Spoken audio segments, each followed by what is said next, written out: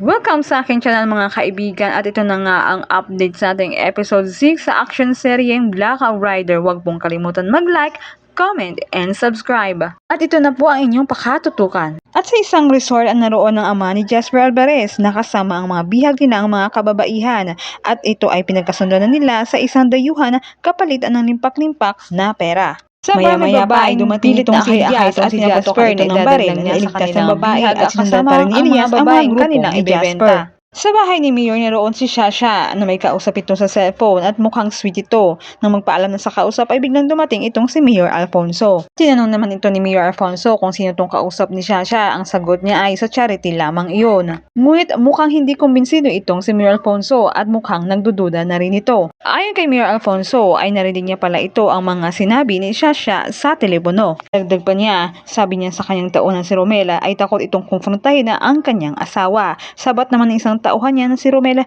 ay nagtataka na rin nga ito dahil inabot raw ng gabi itong si Shasha sa mga charity na pinupuntahan nito.